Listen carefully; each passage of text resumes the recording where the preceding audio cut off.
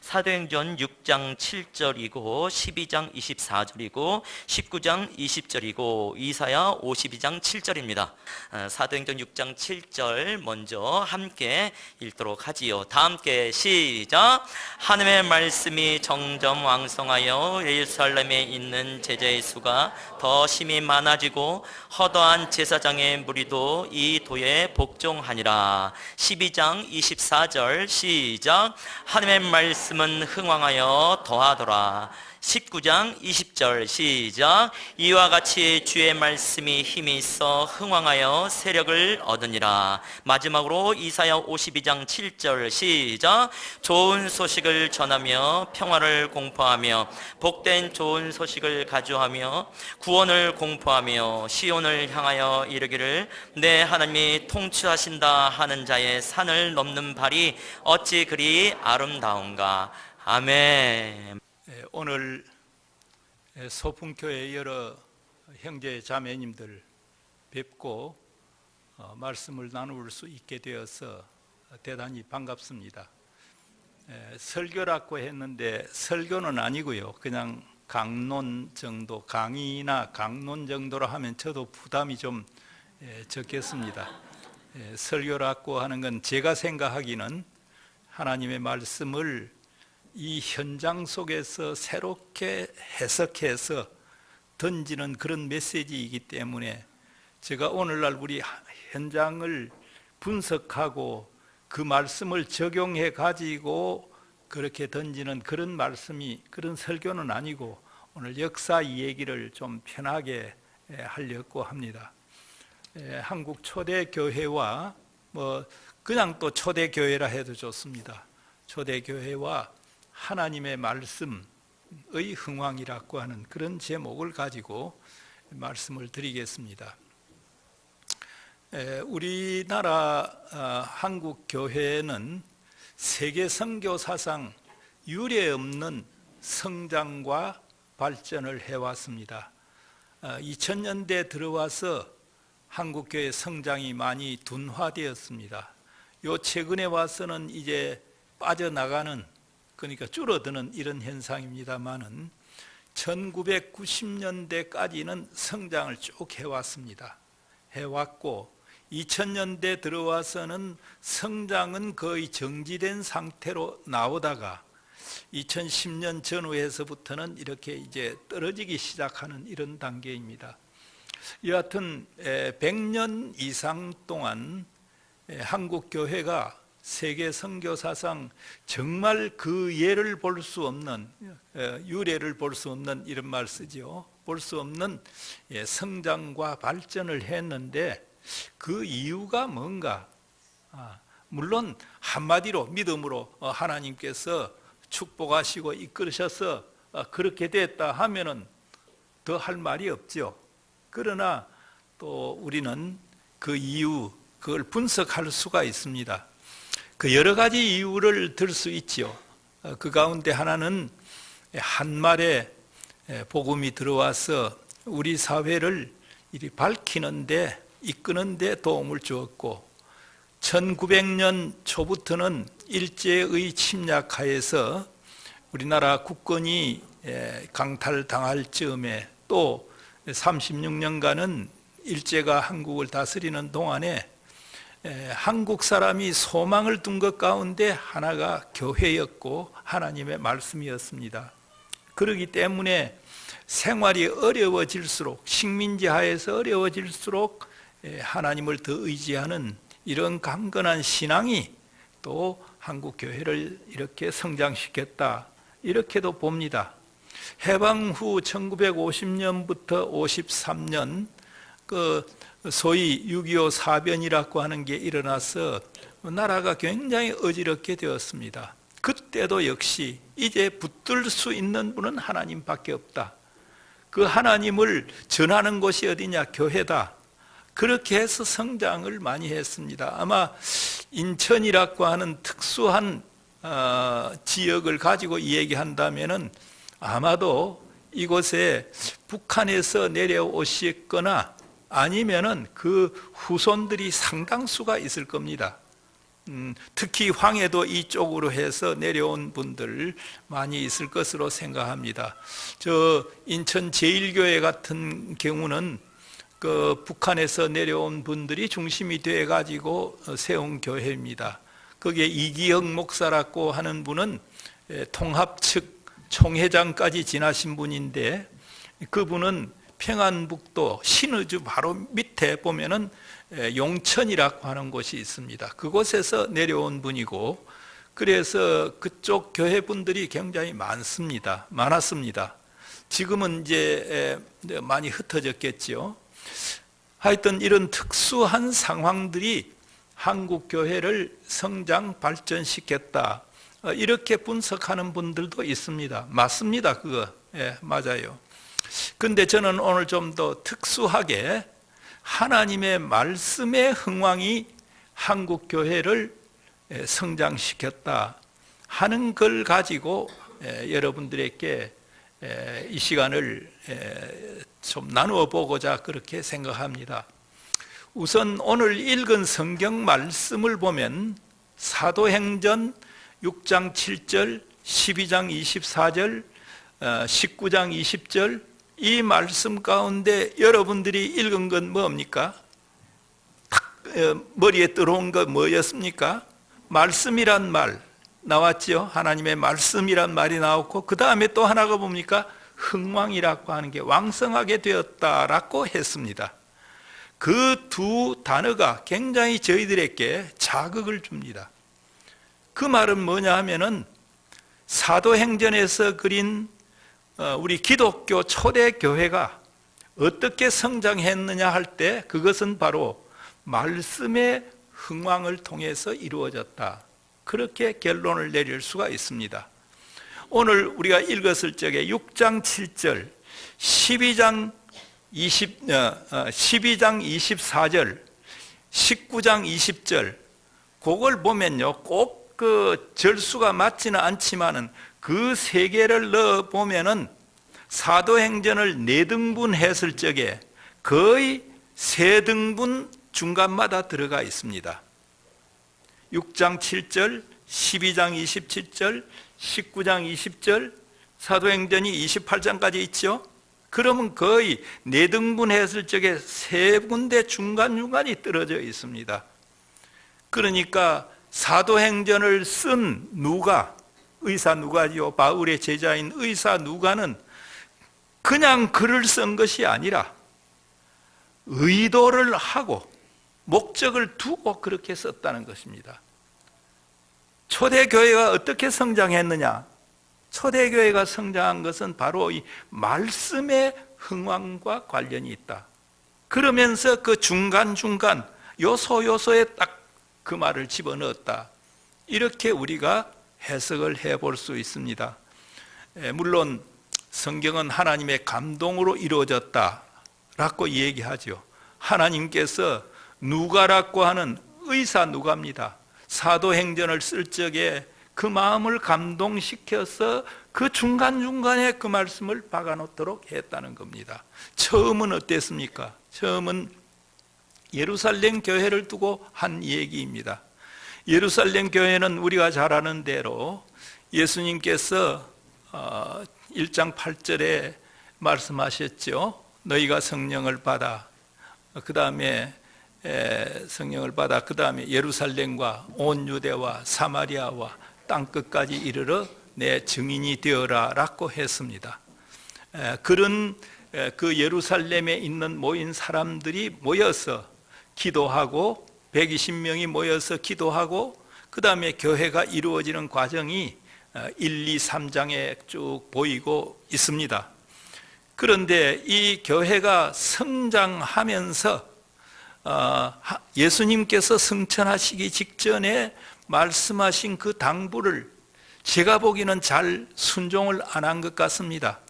초대교회가 보면 모여서 은혜를 받고 자기들이 가진 것을 다 내놓고 그 다음에 가진 사람과 갖지 않는 사람이 서로 통했다 하는 말이 있습니다. 다 내놓고 필요한 만큼 가져가고 필요한 만큼 먹는 일종의 이상적 공동체를 세웠습니다. 그건 너무 좋은 거죠. 그 전에는 상상할 수 없는, 자, 그랬기 때문인지는 몰라도 사람들이 예수님께서 승천하시기 직전에 하신 말씀, 예루살렘과 온 유대와 사마리아와 땅끝까지 이르러 내 증인이 되어라 라고 하는 이 말씀을 순종하지를 않았습니다, 사실은. 예. 왜냐하면 순종하기 위해서는 뭡니까? 흩어져야만 했습니다. 모인 사람들이 은혜 받고 그 다음에 흩어져야만 했는데 성경에는 흩어졌다는 말이 없습니다. 여하튼 모이고 있을 때 그 예루살렘 교회가 어땠습니까? 하루에 설교를 하면 3,000명이 회개하는 그런 위대한 역사가 이루어졌다고 사도행전 초기에 보면 얘기를 해놓고 있습니다. 이렇게 성장하고 이렇게 많이 모이고 했지만은 그 모인 이유가 뭐냐? 그러니까 6장 7절에 예루살렘에 있는 교회가 이렇게 된 것은 하나님의 말씀이 흥황해서 되었다고 했습니다. 그러나 모이기만 하고 모으기만 한 예루살렘 교회는 흩어질 말씀을 전하기 위해서, 예수님의 증인이 되기 위해서 흩어질 생각을 하지를 못했습니다. 그러니까 하나님께서는 강권적으로 강제로 흩으시는 작업을 했습니다. 그게 뭡니까? 예루살렘 교회에 대한 핍박이 왔습니다. 핍박이 오니까 성경이 여러분들 잘 읽어보면은 그 12제자가 나중에 됐죠. 12제자들 외에는 거의 흩어졌다고 되어 있습니다. 흩어진 사람들이 어떻게 했어요? 흩어진 곳에서 복음을 전하기 시작했습니다. 7 집사 가운데 한 사람인 빌립이라는 사람은 사마리아에 가서 복음을 전하, 그리고 에디오피아의 그 네시 간다게라는 사람, 그 네시에게도 복음을 전했다는 기록이 나옵니다. 그리고 11장 19절 이하에 보면은 흩어진 사람들이 어디에 갔느냐? 안디옥이라고 하는 곳에 갔다. 안디옥에 가서 유대인들에게만 복음을 전한 것이 아니라 당시에 참 히랍 세계가 넓었습니다. 그 히랍 사람들, 그리스 사람들에게도 복음을 전했다고 되어 있습니다. 우리가 세계 역사를 배우면은 330년 전후해 가지고 마케도니아는 그리스의 북쪽에 있는 영토입니다. 마케도니아의 알렉산더가 나와서 그리스 다 점령하고, 물론 그 아버지 필립이라고 하는 사람이 다 점령을 했습니다. 그리고 그 아들 알렉산더가 나와서 정복 전쟁을 쭉, 그래서 페르시아, 오늘날 이란까지, 인도까지 정복을 했습니다. 그러니까 그리스 천지였습니다. 그러니까 후예들이, 그리스 사람들이 여러 곳에 흩어져 있었는데 안디옥이라고 하는 곳에도 그리스 사람들이 많았는데, 안디옥에 흩어진 사람들이 이렇게 복음을 받고 복음을 전하고 할 때 유대인들뿐만 아니라 그리스 사람들에게도 복음을 전했다. 그래서 생긴 교회가 안디옥 교회라고 하는 교회가 생겼습니다. 여러분들이 뭐가 있으면 제가 하겠지만은 터키가 이렇게 쭉 나왔다가 그 다음에 안쪽으로 이리 내려오지요. 팔레스타인으로 내려오지요. 바로 그 안에 들어간 그쪽에 안디옥이라고 하는 곳이 있습니다. 지금은 터키 영토로 되어 있습니다. 시리아 영토이면은 가기가 좀 힘들었는데 터키 영토가 돼서 아마 이 가운데서도 성지순례 하신 분들 가운데서는 안디옥에 갔다 오신 분들도 계실 것으로 생각합니다. 그 안디옥 교회가 중심이 돼 가지고 그 다음 바나바가 내려가고 그 다음에 바울을 고향에서부터 데려와서 교회를 키웠습니다.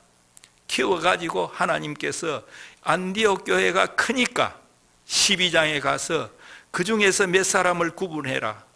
그 바울과 바나바를 구분했습니다. 그 교회를 세운 바나바와 바울을 구분해가지고 이 사람을 해외 선교사로 보내라. 그래서 12장부터 해외 선교가 시작이 됩니다. 해외 선교가 어디로 갑니까? 오늘날 키프로스, 사이프러스 섬을 중심으로 해가지고 터키로 올라가서 터키 일대를 돌았습니다. 물론 한 번 돌고 난 뒤에 바나바와 바울은 이렇게 헤어지게 됩니다. 그러나 바울은 그 뒤에 2차, 3차, 오늘날 터키 지역과 3차에는 어디까지 갑니까? 그리스까지 갔습니다. 복음을 전했습니다.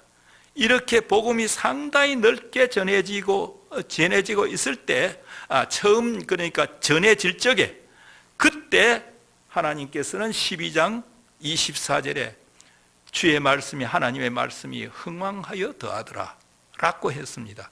그리고 아까 말씀드린 대로 바울과 바나바가 터키와 그 다음에 그리스, 마케도니아 이 지역, 그 당시로서는 이제 땅끝까지 이른 곳입니다.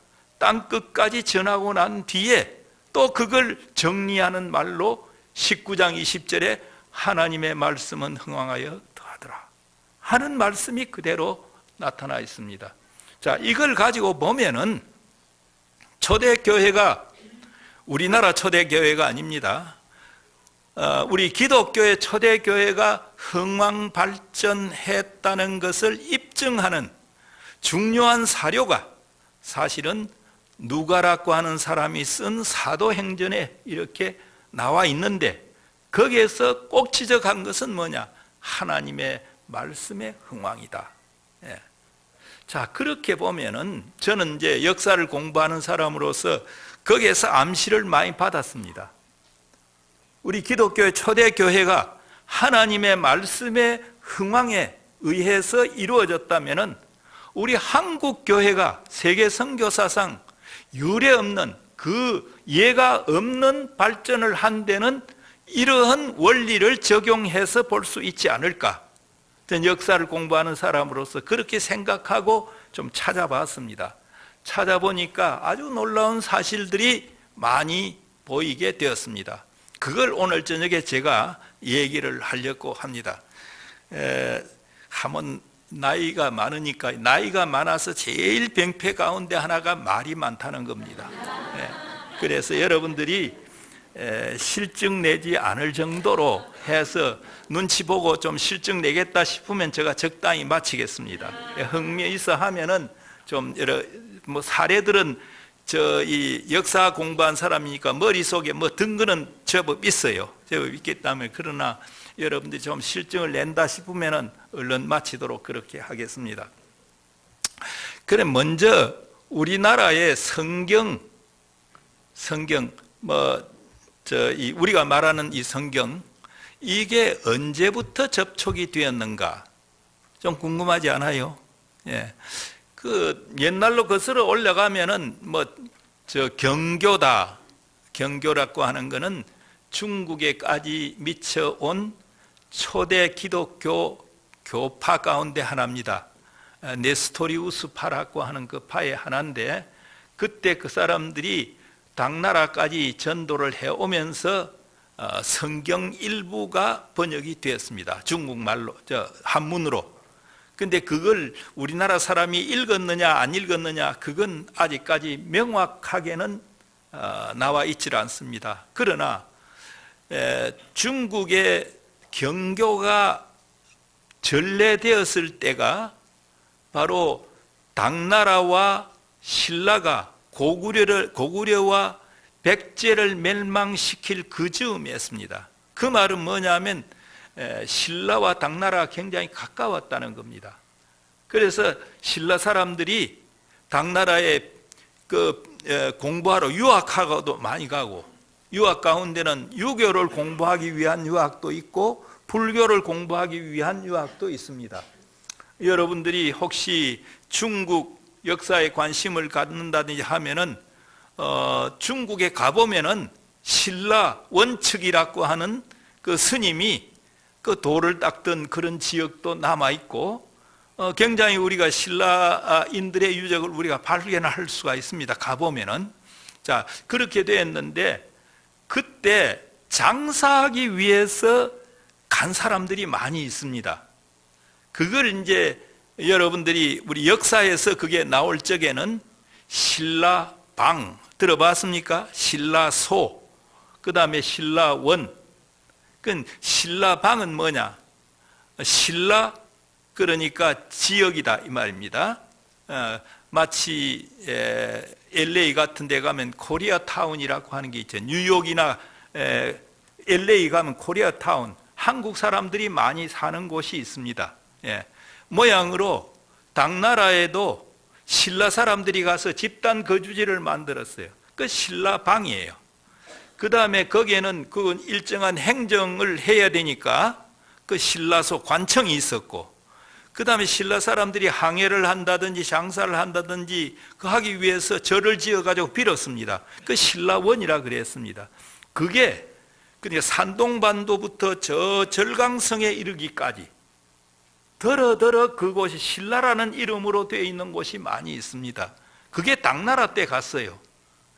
그 말은 뭐냐면 당나라 때 중국에 들어온 경교를 신라 사람들이 접했을 가능성이 있다. 그러나 역사는 문헌을 가지고 따집니다. 글자 그게 나와야만 따지는데 그 글자는 우리가 발견을 아직까지 역사학자들이 계속 파고 있어도 그거를 발견을 아직 못했습니다. 그래서 긴가민가한 상태입니다.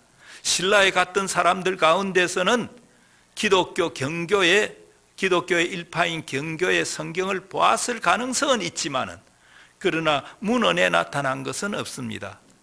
그 뒤에 중국을 통해 가지고 천주교가 들어왔지요. 그 천주교에서는 성경을 전체적으로 한문으로 번역한 적이 없습니다. 물론 요즘은 번역을 했지만은 초기에는 번역을 안 했어요. 어떻게 했느냐? 자기들이 교리를 설명하는 데 필요한 구절 따가지고, 예를 들면 우리가 요한복음 3장 16절 이런 건 다 외우지 않아요? 그런 중요한 구절을 뽑아가지고 성경직해라고 하는 걸 만든 적이 있습니다. 한문으로. 그건 나중에 우리나라에도 천주교가 들어올 때 번역을 했습니다. 그래서 그건 성경의 일부, 극히 일부는 우리가 접한 적이 있습니다. 그러나 성경 전체를 접한 적은 언제냐? 요건 거슬러 올라가면 1816년으로 올라갑니다. 바로 이 서해안을 따라서 가면 충청남도 바로 금강 입구 그 북쪽 충청도 지역입니다. 거기에 서천군이라고 하는 곳이 있는데 서천군 빈면이 있습니다. 거기에 영국 배 두 척이, 그러니까 1816년 9월 초입니다. 9월 2일경에 영국 배 두 척이 들어와 가지고, 군함입니다. 들어왔다가 한 10시간 정도 정박하고 간 적이 있습니다. 그 외국 배가 들어오니까 우리나라 그쪽에 해군 기지가 있을 거 아닙니까? 그 당시 말로는 해군이 아니라 수군이라 그랬죠. 수군 기지에서 나가서 조사를 했습니다. 조사를 해가지고 그 조사한 분들이 책 3권을 받았습니다. 그런데 한 권은 그림책이었고 2권은 뭔지 몰라요. 그런데 우리나라 측에서는 그걸 받고 난 뒤에 전부 다 꼬부랑 글자로 되어 있으니까 이게 무슨 글자인 줄 몰랐어요. 몰랐는데 영국 사람들의 일기에 그걸 적어놨습니다.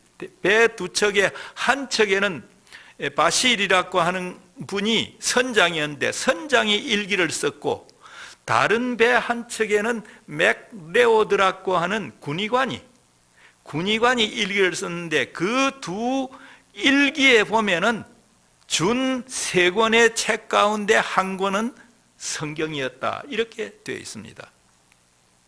자, 그걸 받아가지고 변방에 있는 해군 사령관이나 이런 사람들이 마음대로 못해요. 그 받았으면 전부 다 그거를 중앙에다가 올렸습니다. 중앙에다가 올리면은 그때는 그 비변사라고 하는, 비는 방비한다는 비자입니다. 변은 변방입니다. 변방을 방비하는 사령부다, 이런 얘기입니다. 임진왜란 이후에 우리나라가 하도 외구로부터, 다른 나라로부터 당하니까 일종의 중앙에다가 군사위원회를 만든 게 있는데 그게 비변사입니다. 그 비변사에 전부 다 그걸 올렸습니다. 올렸는데 그 노인들이, 비변사에 있는 당상이라는 사람들은 영의정입니다. 영의정, 좌의정, 우의정이 거기 다 참사했습니다. 봐도 모르니까 이 사람이 한 장 찢어가고 저 사람이 한 장 찢어가고 그래가지고 결국 그 책이 없어져 버리고 말았습니다. 1816년이라고 하면은 우리나라에서는 실학자로 유명한 다산 정약용 선생이 살아있을 때입니다. 다산 정약용 선생은 1801년에 그때 일종의 그 정변이 일어나 가지고 귀향을 갔습니다. 귀향을 처음에는 포항 쪽에, 그 다음에는 전라남도 강진 쪽에 갔는데 그때 아마 이 양반이 그런저런 얘기들을 들었습니다. 18년간 귀향살이를 하고 그 다음에 돌아와서 지금 저쪽 우리 양평 가는데 거기에 보면 정다산 선생의 묘소도 있고 옛집이 거기에 있습니다. 근데 좀 듣고서 그걸 쓴 게 있어요. 그러니까 이 사람들이 가져간 그 책이 저 중앙에까지 올라갔는데 다들 모르니까 이 사람이 찍고 저 사람이 찍고 해가지고 없어졌다 하는 기록이 다산 정약용 선생의 기록 가운데 그게 나타나 있어요. 그러니까 성경 아마도 우리가 생각하기는 킹 제임스 버전이라고 하는 영국의 유명한 그 제임스라고 하는 왕 때에 성경 번역을 영어로 처음으로 했습니다. 이게 1610년대 했습니다. 그걸 그러니까 한 200년 후에 막 찍어낸 거죠. 그게 그러니까 왔을 것이다. 그러나 영어로 된 그 성경은 그때 사라지고 말았습니다. 그 뒤에 우리나라에는 1832년에 구슬라프라고 하는 선교사가 우리나라에 잠시 온 적이 있습니다. 1832년 7월 24일경부터 8월 한 7일까지 있은 적이 있습니다. 그 어디냐 하면은 충청남도 홍주만, 원산도 또는 고대도라고 하는, 그게 왔다 갔다 하는데 원산도와 고대도는 좀 붙어 있습니다. 붙어 있는데 처음에는 원산도라 했다가 그 다음에는 고대도 했다가 요즘 와서는 다시 원산도가 맞다 이렇게 하고 있습니다. 거기에 정박을 해가지고 좀 한 보름 정도 지난 적이 있습니다. 그때 이 양반이 성경을 가지고 와서 우리나라와 국왕에게 하나 진상을 했습니다. 진상을 했는데 나중에 국왕은 그 받지 않겠다 해가지고 그냥 내려보내고 말았어요. 진상한 이유는 뭐냐 하면은 영국 배를 타고 왔는데 영국에서 우리나라와 통상을 맺겠다 하는 걸 위해서 왔습니다. 그래서 선물을 넣는데 이런저런 선물도 넣고 성경도 하나 넣어가지고 중앙에 올렸는데 그 성경과 선물은 그냥 반납이 되고 만 사건이 있습니다. 성경만 가져온 게 아니라, 그러니까 온전하게 된 성경만 가져온 것이 아니라 낱개 성경, 우리가 쪽복음이라 그러죠. 그것도 그때 많이 찍어가지고 왔습니다. 그건 어떤 거냐? 이분이 독일 사람이니까 독일어로 된 게 아니고 당시에 중국에 온 선교사 가운데서 1807년에 선교사가 와가지고 이분이 1823년에 신천성서라고 하는 한문 번역 성경을 냈습니다. 그럼 그보다 9년 후에 누가 왔습니까? 1832년에 구슬라프가 왔습니다. 오면서 그 선교사로부터 성경을 많이 가지고 와서 우리나라 사람들에게 뿌렸습니다. 그리고 중앙에는 성경, 전체 성경으로 된 것도 올렸는데 결국 이것도 별로 효과를 못 받고 말았습니다. 당시 구슬라프가 한문을 좀 했습니다. 한문을 좀 했기 때문에 한문 성경을 보이고 원산도에서 그 노인한테 이걸 좀 번역해보라, 너그 말로 번역해보라. 그게 뭐냐면 주기도문을 번역을 했다고 하고 있습니다. 그러나 그 성경이 그 뒤에 어떤 영향을 미쳤느냐 하는 것은 알 수가 없습니다.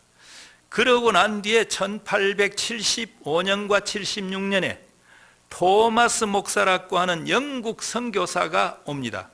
처음에는 이분이 백령도 정도에 왔다가 그 이듬해는 76년에는 제네럴 셔마노, 여러분들 제네럴 셔마노 하면은 역사 공부할 때 배웠다 하는 게 나타날 겁니다.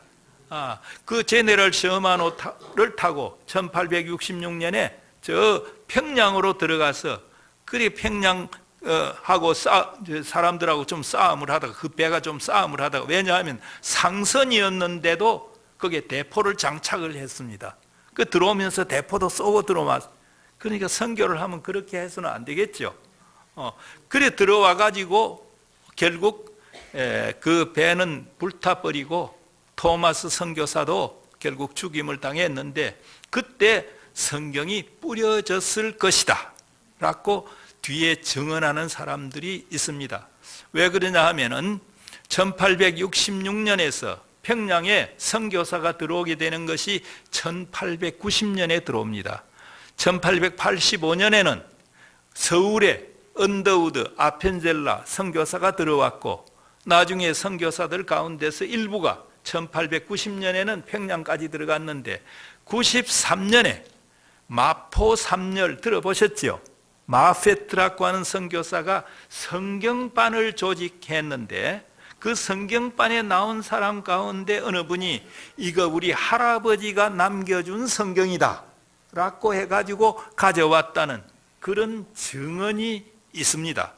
그게 뭐 확실히 거기에서 나온 건지는 우리가 정확하게 따질 수는 없지만은 마펫이 그런 얘기를 한 적이 있습니다. 여하튼 세 번에 걸쳐서 이렇게 성경이 들어왔는데, 한 번은 영어, 두 번은 한문 성경이 들어온 적이 있습니다. 자, 이런 상황에서 우리나라에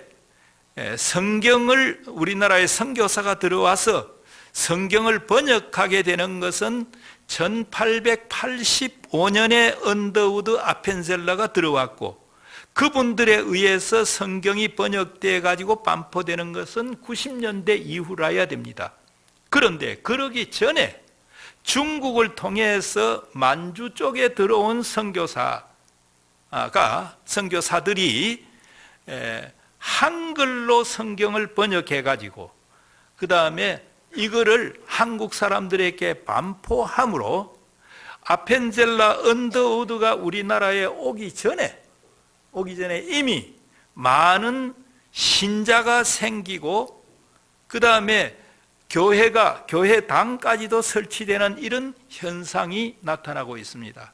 그래서 저는 우선 이걸 소개하고, 그 뒤에 우리나라 성경이 번역되어 가지고 나와 가지고 어떻게 공부를 하고 어떻게 교회가 흥왕했느냐 하는 걸 오늘 좀 더 진전을 시키면서 말씀을 드리겠습니다. 1885년 4월 5일 부활주일이죠.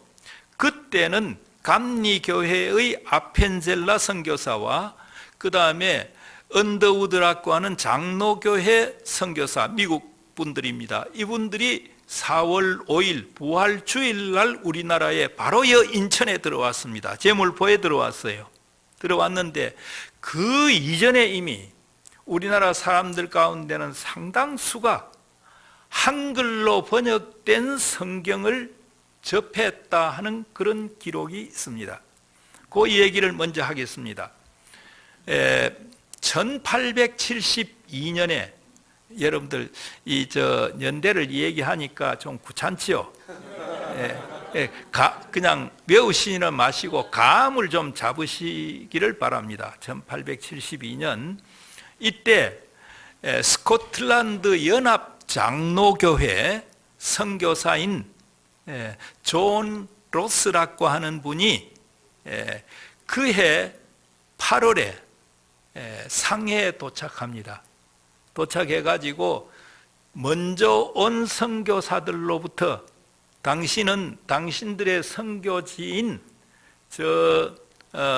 산동반도의 지푸라고도 합니다. 영어로는 제프라 썼는데 한문으로는 지푸라고 썼습니다. 제프로 가지 말고 당신은 저 만주 쪽, 만주 요동반도 북쪽으로 쭉 올라가면 요하에 하구가 있습니다. 요하는 거기에서부터 쭉 해가지고 나중에 이 요동 연용성을 거쳐서 이 몽고 쪽에 상류를 두고 있는 그런 강입니다. 그 요하 쪽으로 들어가는 것이 좋겠다. 그 요하 입구에 영구 우장이라고 하는 붙어 있는 두 도시가 있었습니다. 그쪽으로 당신이 가는 것이 좋겠다.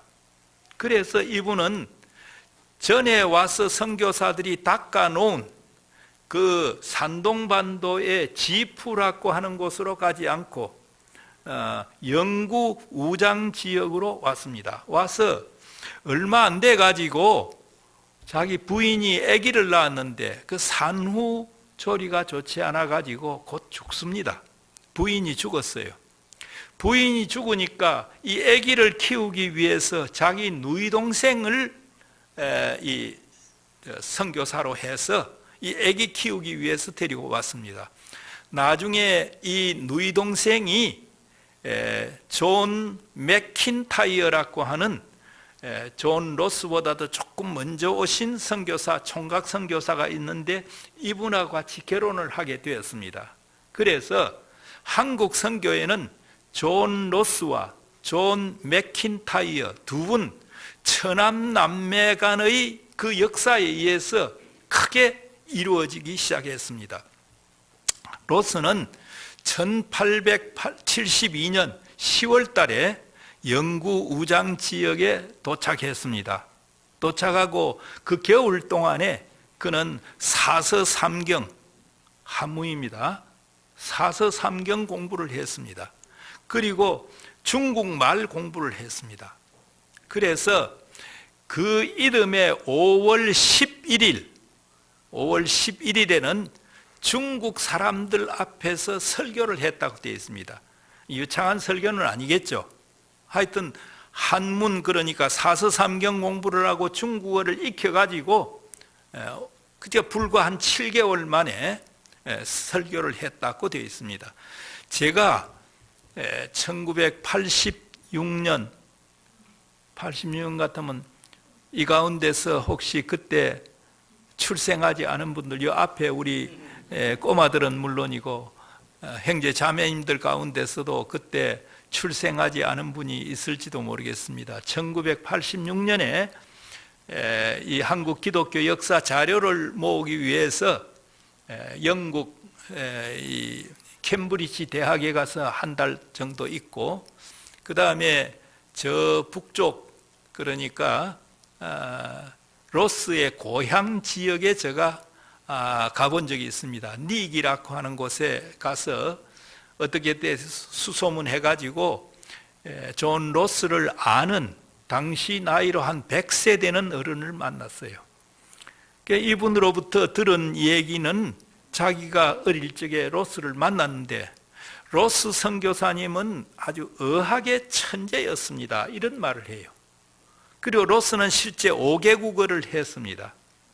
이건 오늘날 우리들에게 특히 한국에서 해외 선교사를 많이 파송하고 있는데 참 우리에게 중요한 경종을 주는 것이죠. 아무 준비 없이 나가는 경우가 너무 많기 때문에 하여튼 5개국어를 할 정도의 어학에 출중했던 그런 분이었습니다.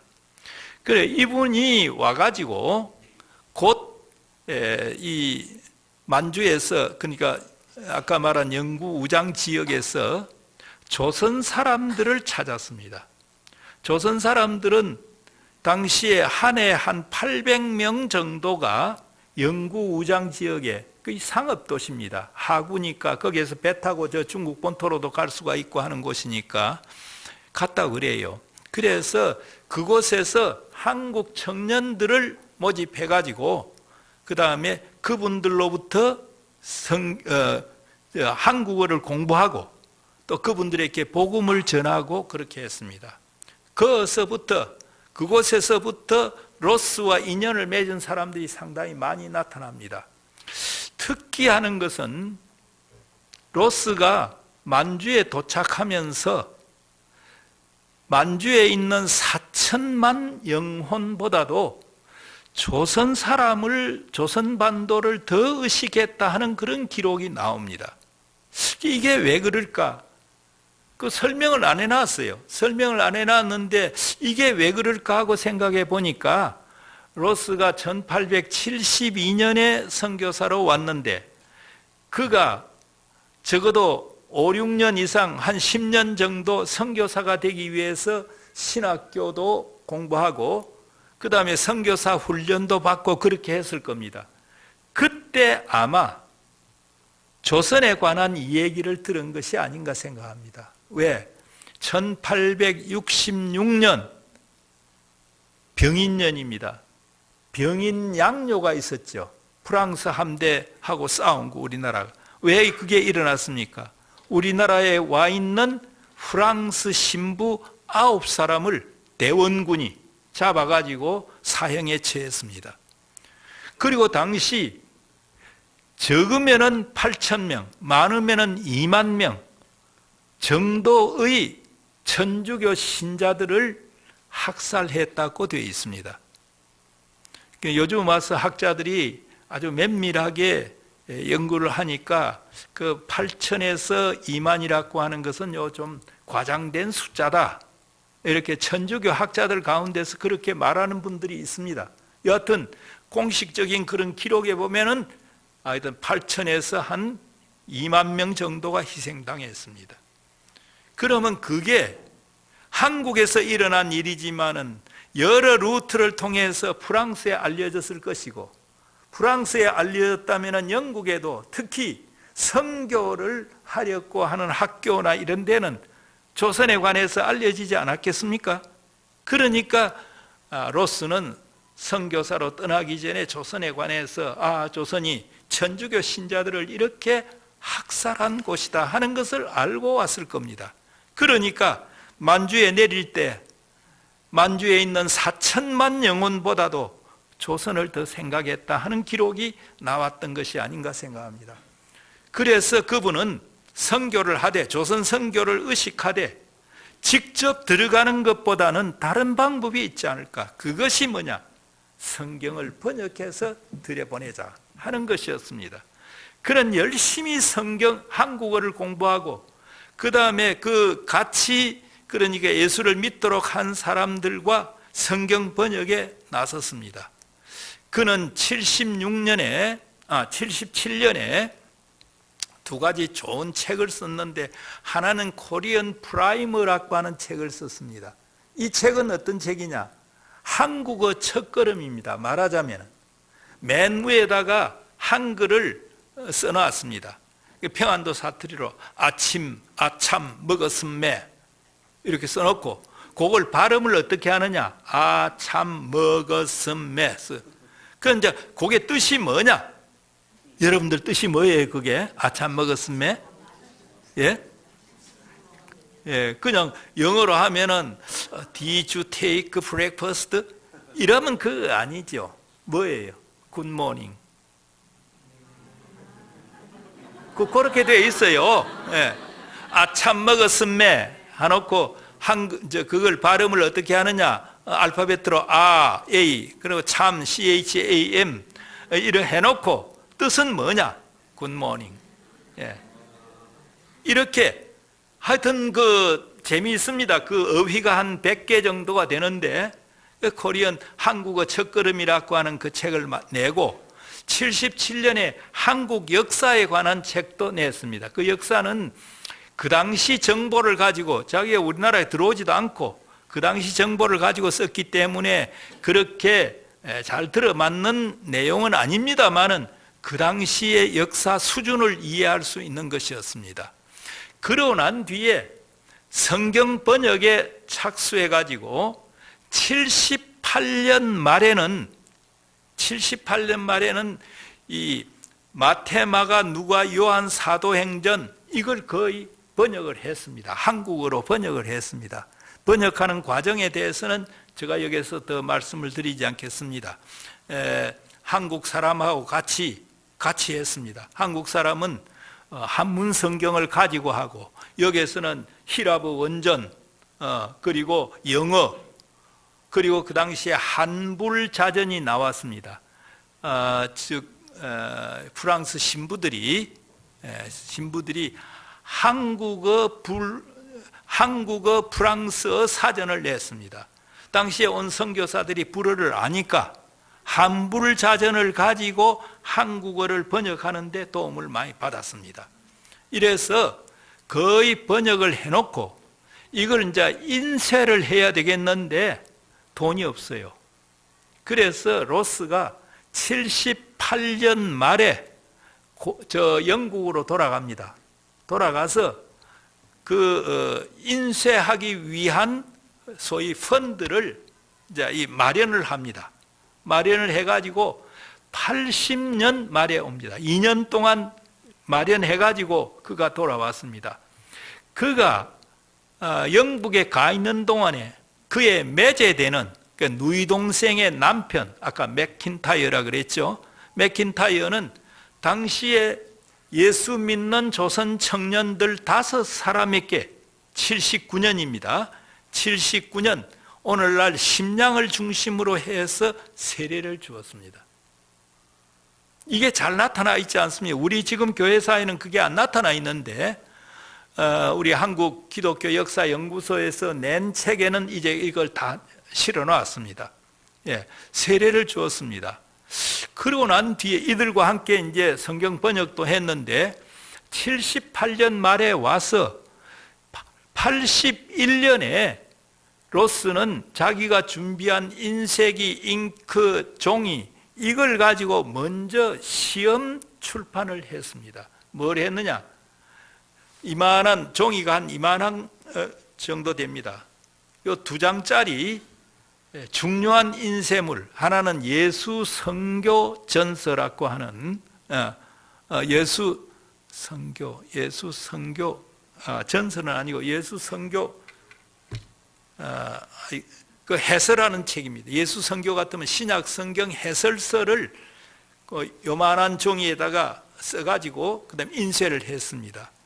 그리고 또 하나는 예수 선교 문답. 이거는 일종의 요리 문답이에요. 요리 문답도 요만한 거에다가 제1, 2, 3 해가지고 인쇄를 했습니다. 그래서 그 인쇄를 해가지고 자신을 얻었습니다. 이 조선어로도 이렇게 출판해도 인쇄해도 되구나. 그 자신을 가지고 그 이듬해 82년 3월에 누가복음 3000부를 찍어냈습니다. 누가복음 3000부. 그리고 5월에 가면은 요한복음 3000부를 찍었습니다. 이때 그 인쇄를 도운 김청송이라는 사람에게 세례를 주었습니다. 이 사람이 세례를 자청을 했어요. 그리고 서상륜이라고 하는 사람에게도 세례를 주었습니다. 그러니까 적어도 공식적으로 나타난 건 아까 5사람에게 세례를 주었다 그랬죠. 그리고 이제 2사람이 또 나왔습니다. 이렇게 이제 벌써 82년까지 가면은 이렇게 세례 받은 숫자가 많아졌던 것입니다. 그러면 이렇게 각각 3000부씩 찍은 누가복음과 요한복음 순 한글로 되어 있습니다. 제가 좀 준비가 좀 뭐한 사람 같으면은 오늘 저녁에 이걸 가져왔어야 되는데 제가 원본은 아니고 저 복사된 걸 제가 갖고 있습니다. 갖고 있는데 그걸 보여드렸어야 되는데 백문이 불여일견인데 내일 저녁에 생각이 나면은 내일 저녁에 가져오겠습니다. 예. 제가 맛배기로 이렇게 해놓고 내일 저녁에 올까 말까 하는 분들 그 보기 위해서라도 좀 오시면은 더 좋겠지요. 예. 그렇게 해서 찍었는데 찍을 적에 인쇄공으로 일한 사람이 김청송입니다. 그 김청송이 로스의 표현에 의하면은 이 자판을 지금은 우리가 인쇄가 영 다릅니다. 컴퓨터로 해가지고 쭉 돌리면 달라요. 그전에는 그 활자 하나하나를 전부 다 뽑습니다. 뽑아가지고 틀을 만들어요. 틀을 만들어가지고 그 잉크를 발라서 찍어요. 그게 이제 그 당시에 초기의 인쇄인데 로스의 표현에 의하면은 이 사람은 그 판을, 성경의 판을 종이에다가 찍지 않고 자기 마음판에 찍었다라고 되어 있습니다. 얼마나 그 말씀을 사모했는가 하는 걸 표현하는 얘기입니다. 김청송이. 자, 그러기 때문에 성경이 이렇게 출판이 되자 김청송이 로스에게 이 얘기를 합니다. 이 성경을 자기 친척과 자기 이웃에게 먼저 보급하도록 해달라. 그런데 이 사람 고향이 어디냐 하면은 바로 지반헨입니다. 지반헨은 우리 압록강 북쪽이에요. 지반헨 통구는 어떤 곳입니까? 옛날 고구려 수도였습니다. 고구려가 평양으로 옮기기 전에 압록강 북쪽에 바로 압록강하고 붙어 있어요. 붙어 있는데 그 통구라고 하는 지역, 여러분들이 거기에 가면은 뭐 광개토 대왕비도 볼 수가 있고 장군총, 그러니까 장수왕의 그 무덤도 볼 수 있고, 그 골짜기로 이렇게 들어가면 고구려 시대 무덤이 굉장히 많이 있습니다. 그런 곳인데 그 지반헨 거기가 자기 고향이었습니다. 그래서 이 양반은 로스가 주는 성경 보따리를 짊어지고 그 다음 자기 고향으로 와서 이걸 뿌리기 시작했습니다. 2차례에 걸쳐서 뿌렸습니다. 뿌리고 난 뒤에 로스에게 와서 보고를 합니다. 지금 그 성경을 읽고 예수 믿겠다고 하는 사람들이 나왔다. 로스 목사님 가서 그들에게 세례를 주십시오. 근데 로스는 이 말을 신용을 하지 않았어요. 그 아마 서양 사람들의 그 합리적인 그 사고를 가지고 볼 적에 뭐 그런 일이 생길라고. 그런데 당시에 우리나라 사람들이 압록강 북쪽에 28개 마을을 형성하고 약 3만 명이 살았습니다. 왜 그랬느냐? 가렴주구, 관리들의 가렴주구를 피해서 가기도 하고, 압록강 남쪽에서 흉년이 너무 심해서 그쪽으로 도망치기도 해가지고 28개 마을에서 약 3만 명이 살았는데, 그 3만 명 가운데는 어떤 사람들이 있었느냐? 여러분들 1882년에 우리나라 중앙에서 5월에 일어난 중앙에서 일어난 중요한 사건이 있습니다. 그게 뭡니까? 이모군란이에요. 이모군란. 구식군대들이 신식군대들에게는 잘해주고 구식군대들에게는 녹봉으로 주는 쌀이라든지 여기에 보면 게하고 모래가 있다 해가지고 반란을 일으킨 사건이 있습니다. 그 구식군인들 가운데서 도망친 사람들이 그쪽에 가 있었습니다. 그 사람들은 아주 그러니까 유식한 사람들이에요. 그 사람들이 복음을 받았습니다. 보니까 이게 좀 이상하다 이거죠. 그래서 김청송에게 도대체 이거 내가 잘 모르겠는데 이게 뭐야? 그러니 김청송은 자기가 아는 거는 설명하고 모르는 거는 나는 그 잘 모르는데 심양은 어디에 봉천이라고도 하고 지금 샌양이라고도 하죠. 심양에 가면 양대인이 있어. 서양 사람이 있어. 훌륭한 사람인데 그 사람에게 가서 물어보시오. 이런 말을 했습니다. 그래서 이 김청송이 두 번을 돌고 난 뒤에 예수 믿는 사람 세례받고자 하는 사람들이 있으니까 가자 그럴 적에 로스는 무슨 그런 일이 있으려고 이렇게 생각하고 가지 않고 있는데 그쪽의 조선족 마을에서 몇 사람이 인원도 없이 이 마을 저 마을 대표되는 사람 한 서너 사람이 왔어요. 와서 로스에게 도대체 이게 무슨 말씀이요? 해설 좀 해주시오. 이런 말 한단 말이죠.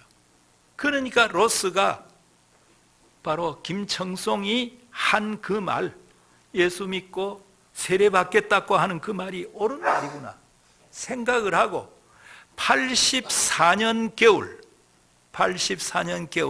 그의 친구 웹스터라고 하는 선교사와 함께 영하 40도의 추위를 무릅쓰고 600마일이나 되는 여행을 합니다. 600마일 키로로 하면 얼마입니까?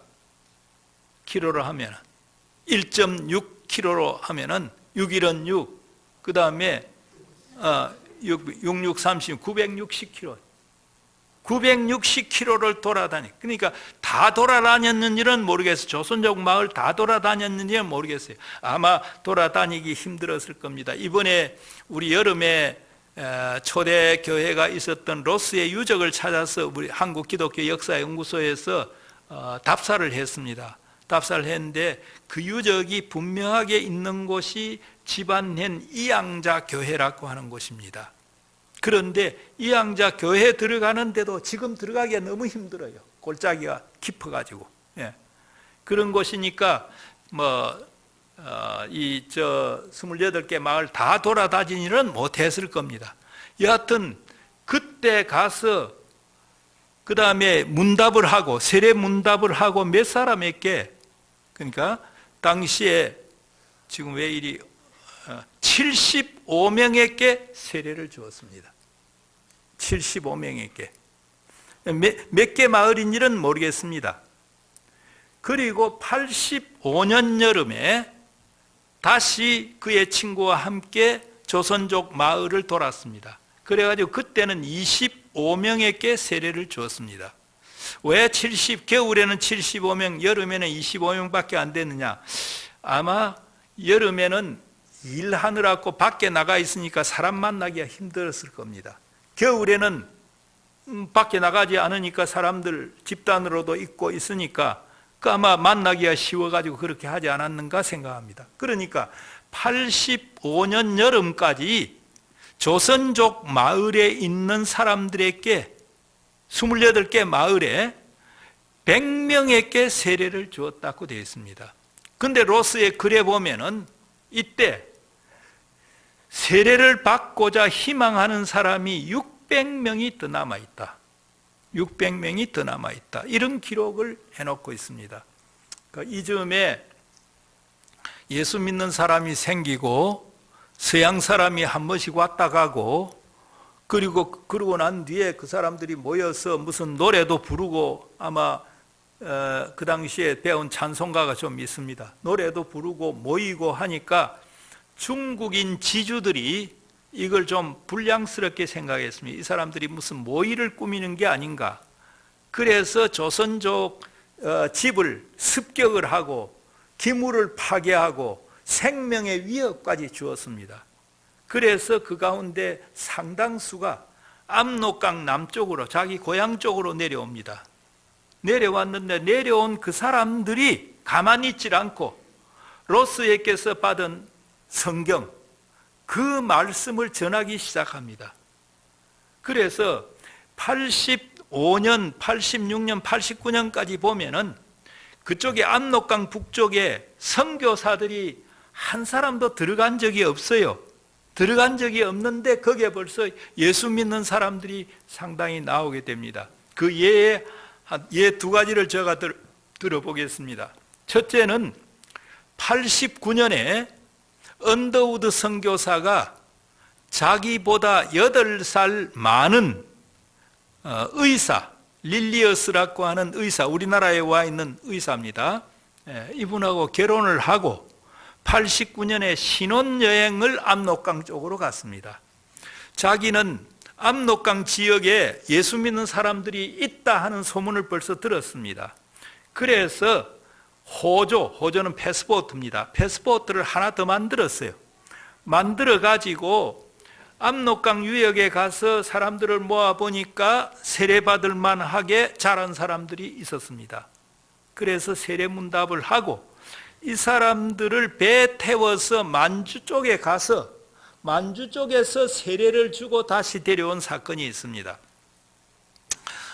당시에 언더우드 기록을 보면은 세례받는 것이 들키기만 하면 한국 관원들로부터 굉장한 위협을 받았습니다.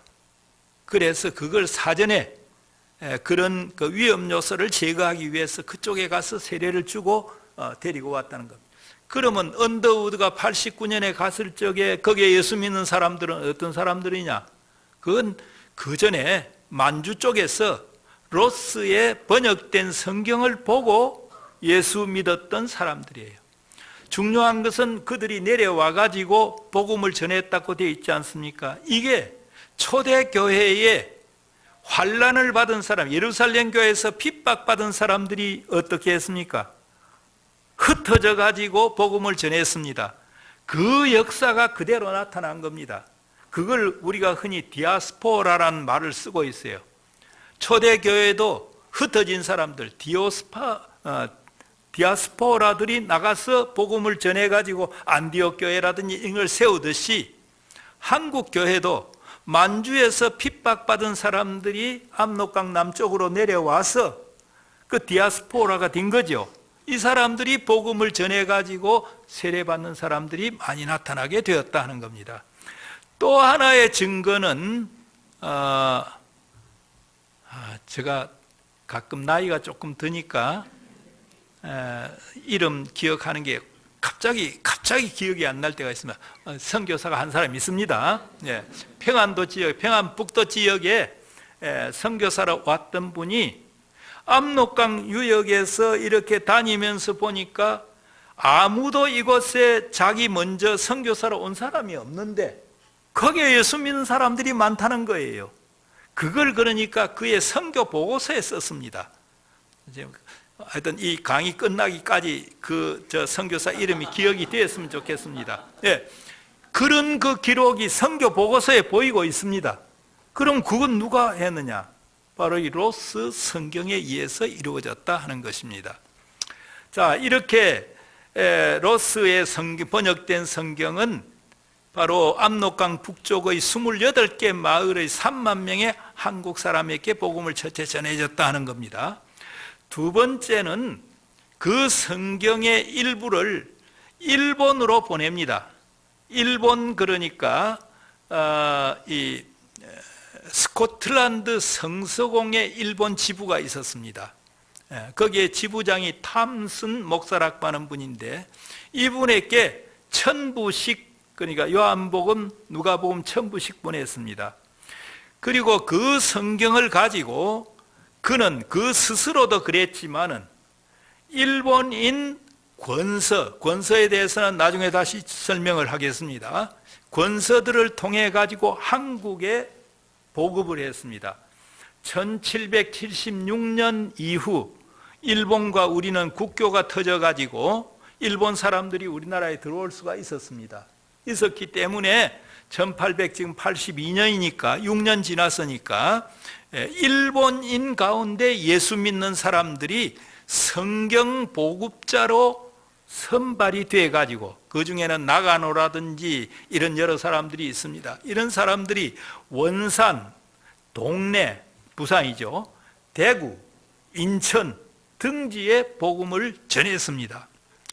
그 다음에 세 번째 중요한 것이 있습니다.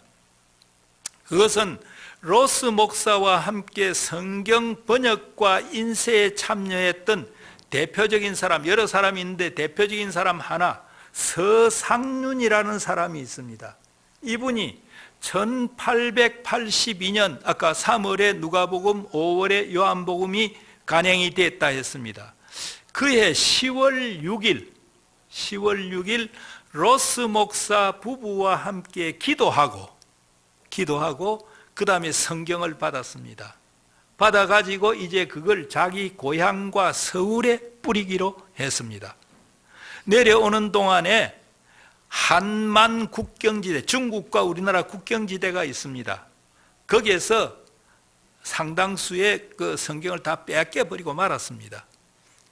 그런데 나중에 자기 집이 신의주인데 신의주에 오니까 그걸 빼앗은 한국군, 한국 수비대죠. 수비대가 그 중에 하나를 주더라는 거예요. 자기가 읽어보니까 참 좋은 책이더라. 압수할 책이 아니더라. 그리고 거기에 있는 동안에 자기는 로스로부터 성경 보급을 다시 받았습니다. 뭐 어떤 형태로 받았는지는 모르겠어요. 그 당시에 오기가 힘드니까요.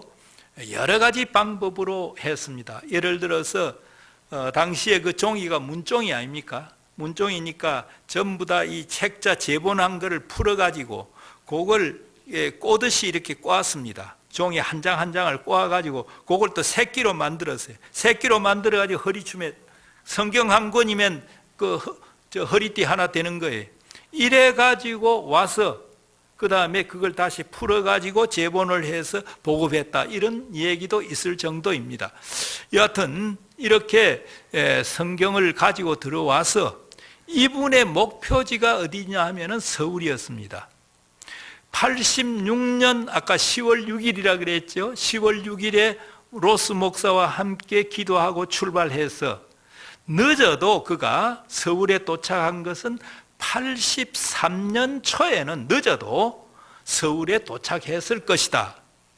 근데 그분이 도착해 가지고 얼마 안 돼 가지고 로스 목사에게 편지를 보냈습니다. 뭐 이분은 한문을 잘하는 사람이니까 보냈는데, 로스 목사님, 여기에 지금 예수 믿는 사람이 13사람이 생겼습니다. 내려오셔서 이분들에게 세례를 주시고 그 다음에 교회를 세워달라. 로스는 오질 못했습니다. 아마 겁이 많이 났을 겁니다. 그 1866년 천주교 신부들 잡아 죽이는 조선인데 어떤 일이 있을지도 모른다는 거죠. 그게 오질 못했습니다. 그리고 그는 2년간 여기에서 복음을 전했습니다. 그 이제 여러 형태로 성경 보급을 받았습니다. 상해를 통해서도 받고, 직접 아까 말한 김청송이란 사람이 변장을 해가 내려와서 주기도 하고 받았습니다. 받아가지고 70, 그러니까 아까 늦어도 83년 초에 서울에 도착했다고 했는데 2년 후인 85년 초에는 약속 기간이 끝나서 그가 다시 심양으로 올라갑니다. 심양으로 올라가서 그다음 자기가 2년간 서울에서 사역한 내용을 보고를 합니다. 보고를 하는데 보고 내용이 중요한 것이 3개가 있습니다. 첫째는 뭐냐?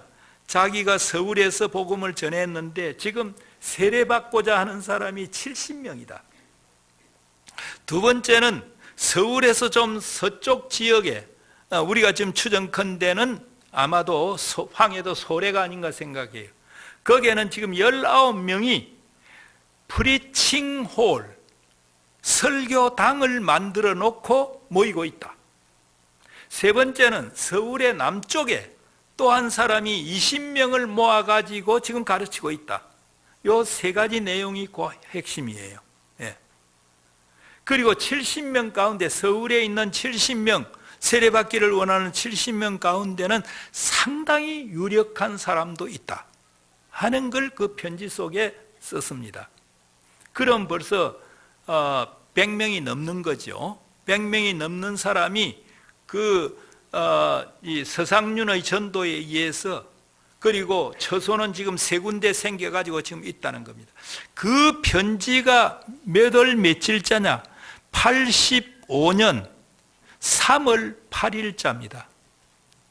그 말은 뭐냐면 서상륜이 심양에 가서 그 다음에 로스 목사에게 보고를 하고, 로스 목사는 그걸 들어가지고 자기 선교 보고서에 그걸 썼습니다. 편지를. 그걸 어디로 보냈느냐? 자기를 쭉 도와주는 대영 성서공회라고 하는 곳이 있습니다. 영국 성서공회라고 하는 곳도 있어요. 예, 같은 건데 그쪽으로 편지를 보냈습니다. 그 편지가 지금 살아있어요. 제가 아까 86년에 가서 그 우리나라 성서공회 자료를 수집을 쭉 했는데 거기에 로스 편지 가운데 이 편지가 있어요. 그 편지에 이 내용이 쓰여져 있다는 겁니다. 몇 월 며칠자랐고요? 심양에서 쓴 것이 3월 8일, 85년 3월 8일자입니다. 다시 한번 상기시켜 봅시다. 언더우드 아펜젤라가 제물포항에 도착한 것이 언제라고요? 85년? 예, 있는 것이 될 수 있으면 좋습니다. 여러분들이 많이 잊어야 제가 좀 이렇게 말을 할 게 있거든요. 예. 언더우드 아펜젤라 복음 선교사로서 처음 온 사람 두 사람이 1885년 4월 5일입니다. 5일인데 이 보고를 받고, 서상륜의 보고를 받고 편지를 쓴 날짜가 언제냐? 3월 8일이에요. 약 한 달 전이에요. 실제로 서상윤이 서울에서 출발한 거는 그보다 훨씬 전이겠죠. 한두 달 전이겠죠. 가서 자기 집이 있는 의주에 좀 머물다가 아마 심양으로 갔을 겁니다. 가서 로스에게 보고하고, 로스는 그걸 그 즉각 쓰지는 않았겠죠. 들어보고 다시 들어보고 다시 확실한가 물어보고 해가지고 아마 며칠 후에 아니면 한 1, 2주 후에 다시 썼는데 그게 3월 8일자. 그 말은 뭐냐 하면은 우리나라에 복음 선교사가 들어오기 이전에 로스가 번역한 성경에 의해서 예수 믿는 사람이 서울에만도 70명, 저 소래 쪽에 19명, 그리고 서울 남쪽에 20명이나 있었다 하는 사실이 밝혀졌습니다. 그러니까 이것은 기존의 우리나라 기독교 역사, 이걸 이제 바꾸는 게 되는 겁니다. 그 역사라고 하는 것은 이런 데 가면은 좀 재미가 있어요. 마치 여러분들이 수학 공식을 가지고 고등학교 때, 중고등학교 때 그 공식에 의해서 한 풀어가지고 확 하나 나오면은 기분 좋잖아요. 마찬가지로 역사학자들도 이런 자료를 가지고 하나 새로운 걸 증명하면은 굉장히 큰 기쁨이 있게 되었습니다. 자, 이렇게 번역된 성경은 그 뒤에 이 마태, 마가, 누가, 요한복음뿐만 아니라 신약 전서 전체를 로스가 만주에서 심양에서 번역을 했습니다. 문광서원이라고 하는 곳인데 로스가 세운 교회가 지금 심양에 있습니다. 그 교회당 바로 붙은 조그마한 인쇄소입니다. 이게 문광서원이라고 하는 거 이번에 우리가 가서 다 확인을 했습니다. 그거 다 있습니다. 그렇게 될 즈음에 우리나라에서는 우리나라가 아니라 일본에서는 우리나라에서 건너간 이수정이라고 하는 사람이 한문을 가지고 성경을 번역한 것이 있습니다. 이 얘기를 하면은 더 길어지니까 이걸 생략을 하겠습니다. 생략을 하고, 그 다음 이 성경들이 일본에서 혹은 로스가 번역한 이 성경들이 그 뒤에 우리나라에서 그대로 사용이 되었느냐? 그렇지 않습니다.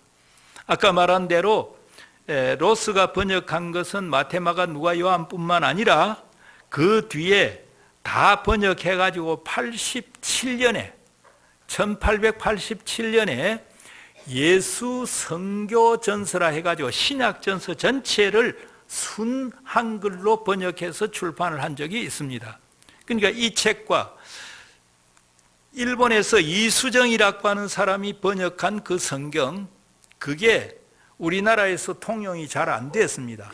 통용이 왜 안 됐느냐? 그건 여기서 더 설명을 하지 않겠습니다.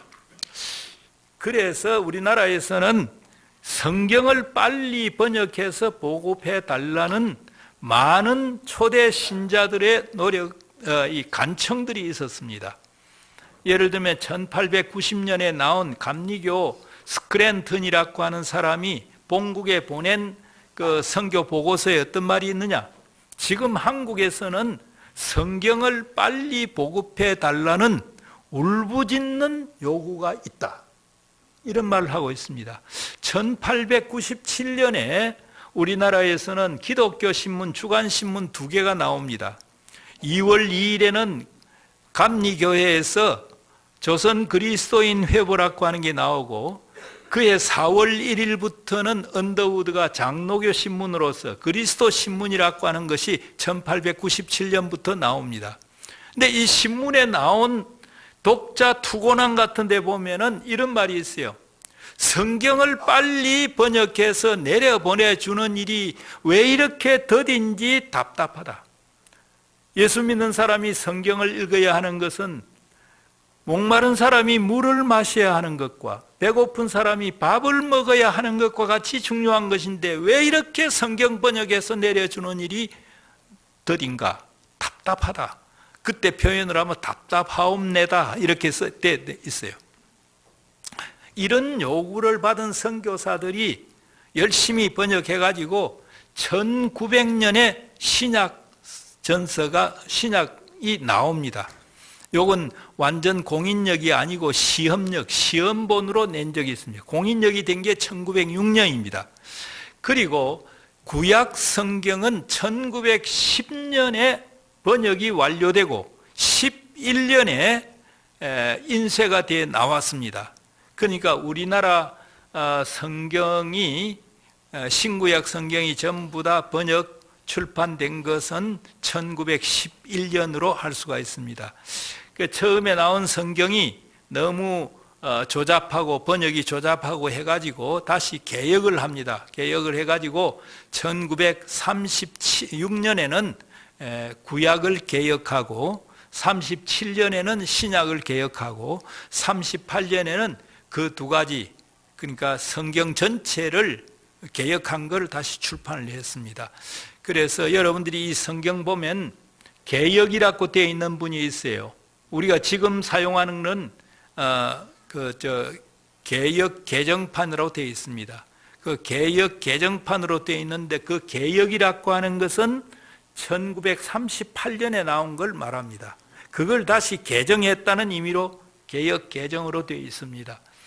그런데 이 성경이 나올 그때까지만 하더라도 우리나라에서는 상당히 더디게 나왔기 때문에 사람들의 재촉을 많이 받고 나왔습니다. 여하튼 1900년에 신약 성경이 1911년에 구약 성경이 나오고 난 그 전후해서 우리나라에서는 이 성경을 보급하기 위한 노력들을 많이 합니다.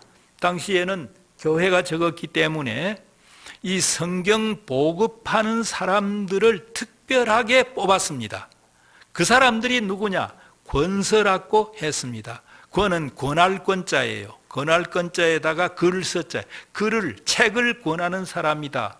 권서인이라고도 하고 권서라고도 했습니다. 처음에는 매는 팔매자에다가 글을 써.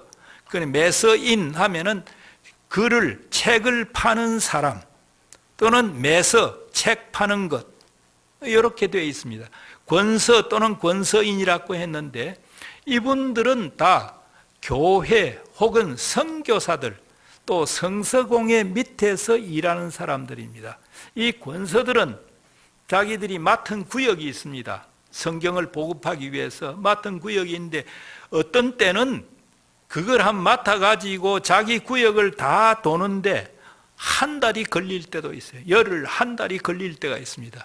그래서 이 집신이라든지 미투리 이런 걸 또 여벌 옷을 다 걸치고 등에는 그러니까 성경 이 전체 성경은 많이 갖고 있지 않았습니다. 쪽복음, 마태복음, 누가복음, 잠언, 시편 각기 되어 있는 그걸 수십 권씩 짊어지고 돌아다녔습니다. 돌아다녀 가지고 이분들이 성경을 보급하게 되었습니다. 오늘 읽은 이사야 52장 7절 말씀, 좋은 소식을 전하며 평화를 공포하며 복된 좋은 소식을 전하며 그 다음에 뭡니까?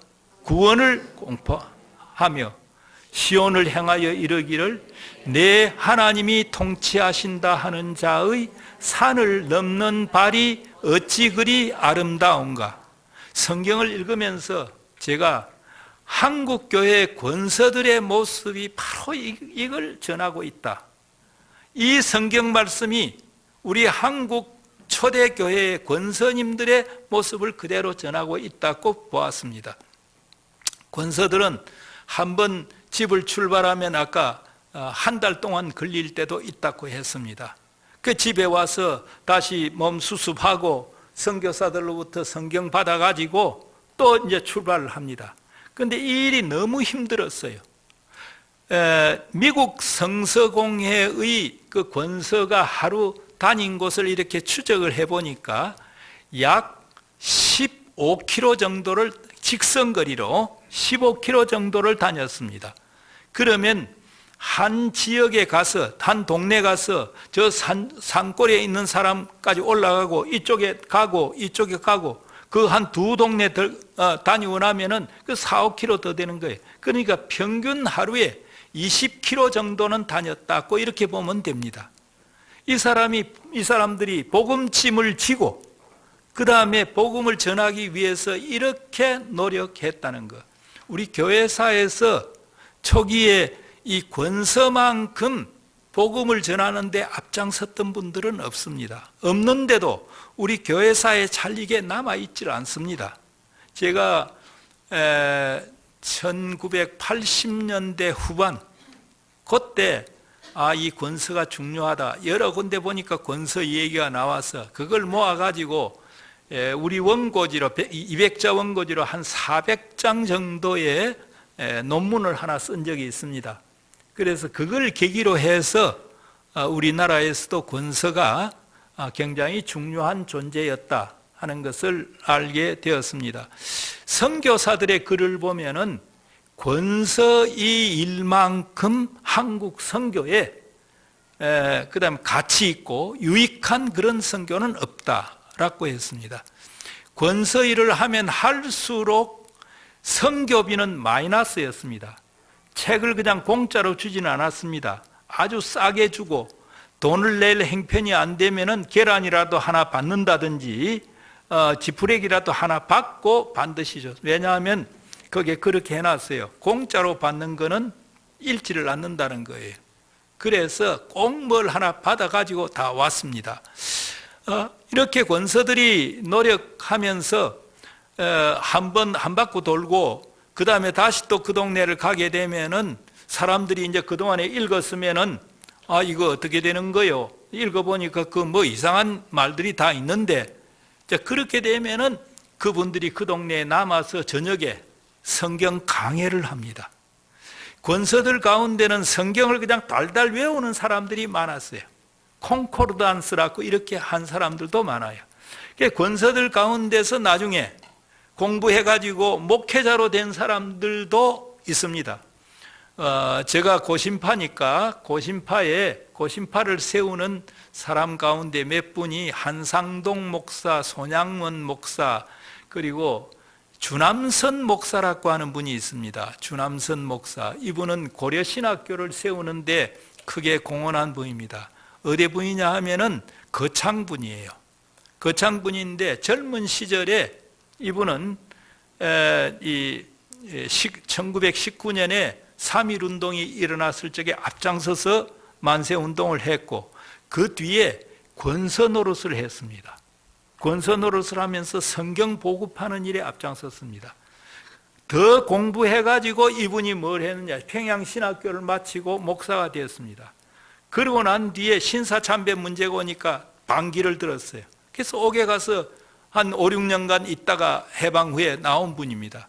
이분도 권서 생활을 통해서 하나님의 말씀에 더 깊이 들어가게 되었다는 것을 알 수 있습니다.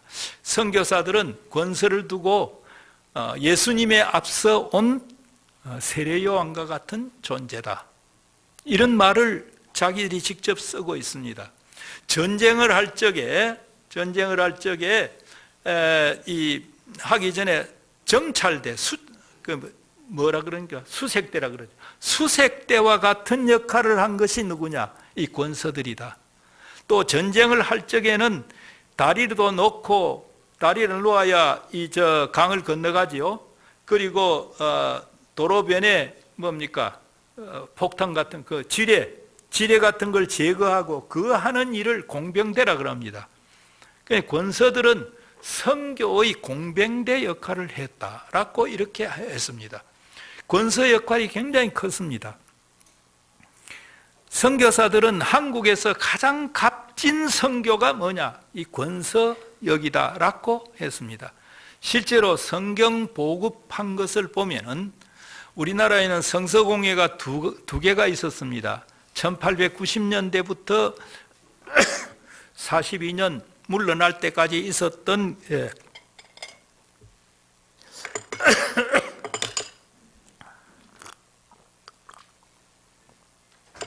그 성서공회가 아까 말한 영국 성서공회, 대영 성서공회입니다. 그리고 1913년부터 19년까지 미국 성서공회가 있었습니다. 영국 성서공회의 85% 성경 보급의 85%가 이 권서들이 다 배부를 했습니다.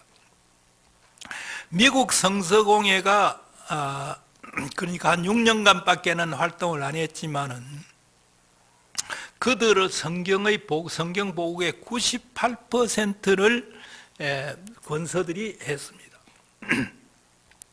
대구에서 사경회를 하는데 나중에 사경회 얘기를 조금 하면서 결론을 제가 내겠습니다. 모인 사람들에게 당신들이 어떻게 예수를 믿게 되었소? 이렇게 이제 요즘 말로 하면 앙케이트 뭡니까? 그 조사를 했습니다. 하니까 80%가 권서를 통해서 예수를 믿게 되었다. 그러면 제가 지금 얘기한 것만 하더라도 권서 역할이 얼마나 컸다는 것을 여기에서 우리가 알 수가 있습니다. 한국 교회는 권서들의 그런 희생과 그 다음에 권서들의 그런 노력의 결과로 이렇게 그 노력은 뭡니까? 말씀을 전하는 것, 말씀을 직접 보급하는 그 노력에 의해서 이루어졌다고 할 수 있습니다. 자, 성경이 이렇게 보급이 됩니다. 보급이 되니까 몇 가지 현상이 나타납니다. 첫째는 이 성경을 읽어야만 했습니다. 읽기 위해서 각야, 거겨 배우는 운동, 한글 배우는 운동이 일어나기 시작했습니다. 초기 우리 초대 교회사에 보면은 어느 지역에 있는 자매들이 거기에 60명이 모이는데 그 자매들이 예수 믿고 난 뒤에 다 국문을 해독했다. 이런 얘기들이 자주 나와요. 그러니까 글을 읽을 수 있다는 것이 뭡니까? 그 당시에는 굉장히 중요한 일이었습니다. 근데 이게 뭡니까? 예수 믿고 난 뒤에 성경을 읽기 위해서 국문 운동을 하게 되었다는 겁니다. 그 당시에 국문 운동을 하기 위해서 우리 어릴 적에도 있습니다만 셀룰로이드 이런 책받침에다가 각야, 거겨 이런 거 다 써가지고 그 글자 잘 알도록 만들었어요. 그 당시에도 그런 걸 성경 뒤에다가 꽂아가지고 글자를 배우도록 했습니다. 자, 한글을 깨우치게 되니까 성경만 읽는 게 아니죠. 신문도 읽게 되고 당시에 나온 잡지들 읽게 되니까 예수 믿는 사람들이 계명하게 되는 것은 그 때문에 이루어졌습니다. 그 다음에 또 하나는 글을 배워가지고 이제 성경을 읽게 되니까 설교만 듣던 것하고 좀 이상한 게 나옵니다. 예를 들면 어떤 게 동정녀가 아기를 낳았다. 이 도대체 어떻게 된 거냐? 질문이 나올 거 아니에요. 처녀가 아기를 낳았다 그러니까 이상할 거 아니에요. 그 다음에 성경 읽으면은 닭 울기 전에 내가 3번 나를 부인하리라. 닭 3번 울기 전에 목사님 여기에는 이렇게 되어 있는데 왜 이건 또 이렇게 되어 있습니까? 읽으니까 뭡니까? 곧장 이상한 질문들이 나오게 돼요. 그래서 나온 게 뭐냐면 안 되겠습니다. 이거 성경 공부를 좀 시켜주시오. 그 성경 공부가 뭐냐 하면 요즘 유식한 말처럼 사용하는 사경회라고 하는 게 성경 공부 모임입니다. 사는 조사한다는 거고 경은 글경, 성경을 조사 연구하는 모임이 사경회입니다. 그 낮에는 햇빛이 나오고 잘 보이니까 성경 공부할 수가 있어요. 밤에는 호롱불, 난포불이 있어도 그 옆에서는 글 안 보이잖아요. 그러니까 밤에는 뭐 합니까? 찬송 부르고 기도하고 그 다음에 간증하고 설교하고 그럼 그건 뭡니까? 부흥회입니다. 그래서 부흥사경회라고 하는데 이 부흥회는 주로 뭡니까? 참 저녁에 그냥 하는 거고 회개운동하고 하는 거고 낮에는 뭐 합니까?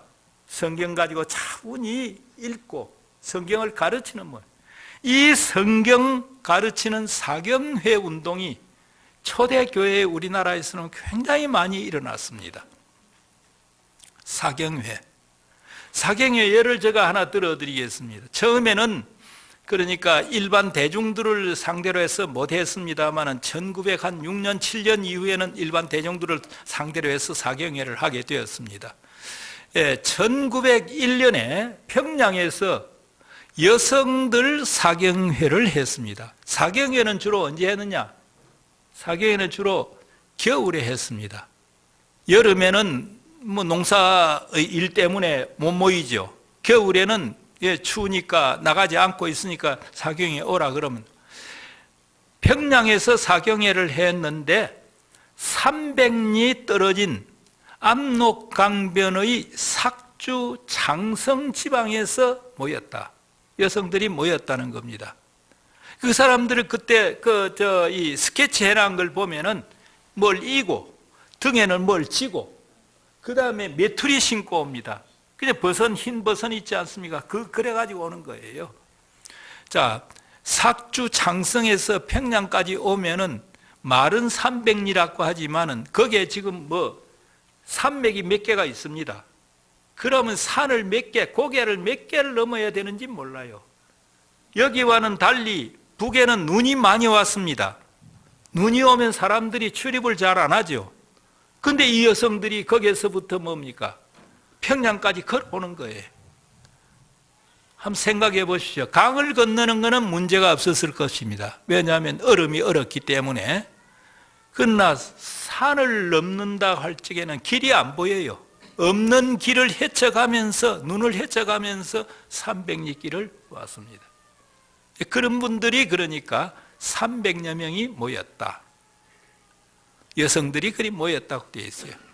그 다음에 그 이듬해는 사나이 사경, 사내들 사경회. 옛날에는 글을 보면은 사내라는 말을 많이 썼습니다. 사나이, 사내. 그리고 여성들을 계집이라는 말을 많이 썼어요. 요즘은 계집이라 하면 그건 뭐 하대한다 해가지고 야단하겠지만은 왜 그래도 친구들끼리는 이 기집애야 소리 안 합니까? 그거 하죠. 예. 하여튼 옛날 그 시절에 보면 그 사내라는 말, 사나이라는 말을 썼습니다. 사나이 사경회가 있었는데 삭주, 장성, 신의주, 남쪽으로는 해주, 황주, 그 다음에 서울 400여 명이 모였다고 해요. 그런데 그 기사 끝에 뭐라고 했냐면 이 형제들 가운데는 목포 무안지방에서 참석한 형제들도 있더라. 어디서 하는데요? 평양에서 사경회 하는데 저 전라남도 목포 무안지방, 목포를 둘러싸고 있는 게 무안지방 아닙니까? 거기에서 참석한 형제들도 있더라. 그 당시 기록을 보면은 목포에서 서울까지는 기선이 다졌습니다. 그분들이 기선을 타고 왔는지는 모르겠지만은 그 다음에 인천에서 그 진남포까지는 무슨 기선이나 이런 게 있었는지 그건 잘 나타나질 않습니다. 하여튼 목포에서 서울까지는 인천까지는 기선으로 왔다 치고 거기서부터는 어떻게 걸어갔는지 어떻게 했는지는 모르겠어요. 1902년 경부선이 난 거는 노일전쟁 이후 1904년과 1905년에 경부선이 나니까 경의선하고 그게 나니까 그때는 철도는 없었습니다. 이 형제들 가운데는 목포 무안지방에서 참석한 형제들도 있더라. 뭐 하기 위해서? 성경 공부하기 위해서 왔다는 겁니다. 제가 이 자료를 1970년에 연세대학교 도서관 고문서실 막 이리 해놨는데 거기에서 옛날 기독교 신문을 찾았습니다. 찾아가지고 1년 동안에 그때는 복사기가 없어서 1년 동안에 정말 이제 노트에 이렇게 쓰는 거죠. 정말 눈물이 흐르고 그 다음에 감격해서 콧물이 흐르는 그 경험 지금도 갖고 있습니다. 우리에게 복음을 전수시켜준 초대교회 우리의 선배들은 평양에서 사경회를 하는데 목포 무안지방에서 참석했다는 확실한 증거가 여기에 나타나고 있다는 겁니다. 선교사들의 기록에는 사경회에 참석하기 위해서 여성들이 쌀 자루를 이고 그 다음에 한 손에 성경을 들고 300마일을 걸어왔다 하는 표시가 있습니다. 300마일 키로로 얼마입니까? 키로로 3일은 3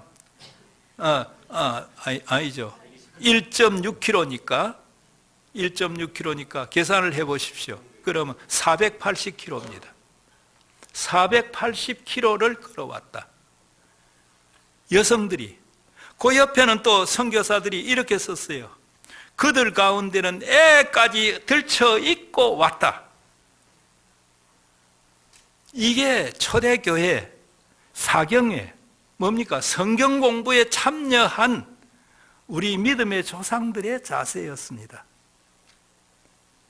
1908년에 나온 미국 북장로회 관할, 우리나라에는 선교부가 크게 6개가 있었습니다. 장로교는 미국 북장로회, 미국 남장로회, 카나다 장로회, 호주 장로회, 그리고 감리교는 미국 북감리회, 그 다음 남감리회. 이거 다 북남이 있는 거는 남북 전쟁 때 교회가 나눠져서 그렇게 된 겁니다. 예. 그 6개, 그러니까 선교 교단이 중심이 돼 가지고 한국에 선교를 했는데, 그 미국 북장로회 그 산하에 그러니까 800여 군데에서 사경회, 1년에 사경회가 1908년 얘기입니다. 1908년 1년 동안 그들 그 교단 산하에서 800여 군데에서 사경회가 이루어졌는데 약 5만 명이 참석을 했다. 그리고 이 즈음에는 한국 기독교인의 60%가 사경회에 참석하고 있었다. 이렇게 기록을 해놨습니다. 이게 초대교회 성경을 사모하고 성경 배우기를 열심히 했던 우리 믿음의 조상들의 그런 자세였습니다. 그 가운데는 이런 표현도 있습니다. 사경회에 참석하는데 그 여성들이 주로 가진 성경을 보니까 이제 여자 선교사의 표현입니다. 그 때묻고 달아진 성경이다 하는 얘기를 표현을 하고 있어요. 때가 묻었다는 건 뭡니까? 지금은 우리가 뭐 화장실만 갔다 와도 손 씻고 하니까 그 손 가지고 책 이렇게 보면 여기에 때가 안 끼입니다. 그러나 옛날에는 안 그랬어요. 옛날에는 손도 씻지 않고 하다 보면은 읽은 곳은 요 새까맣게 되어 있고 하얗게 아직 때가 안 묻은 것은 읽지 않았습니다. 제가 중고등학교 교사를 좀 했는데 학생들에게 책 읽어오라 하면서 검사하는 방법이 그였습니다. 예, 새까맣게 때가 묻은 부분 그건 읽은 거고 때가 안 묻은 부분은 안 읽은 거예요. 예, 그 때 묻고 그 다음에 달은 지금은 종이가 좋지요. 좋은데 그 당시에는 종이가 좋지 않아 가지고 몇 번 넘기고 나면 종이 핀다는 말을 들어봤습니까? 종이가 피어가지고 막 허들허들해져요. 그러니까 때 묻고 헤어진 이런 성경을 가지고 어디에? 사경회에 참석하고 있더라. 그 강화도 예를 들어서 그렇게 얘기를 했습니다. 이렇게 한국 기독교회에서는 초기에 성경을 많이 읽고 성경 연구를 많이 하고 그 결과 뭡니까? 초기에 한국 기독교회가 이렇게 세계 선교사상 유례없는 발전을 하게 되었다는 것입니다. 왜 그랬을까요? 성경은 하나님의 말씀이면서 우리 영의 양식이라고 되어 있습니다. 영의 양식을 먹어야만 자라고 그 다음에 그 자란 사람들이 영적인 자녀를 생산해낼 수가 있습니다. 그런데 우리 한국교회는 이제 성경은 굉장히 많이 있는데 이걸 제대로 읽는 사람들이 저도 성경을 안 읽으면은 이런 제목 가지고 제가 강론을 못 하지요. 매일 그래도 몇 장씩 제가 읽습니다.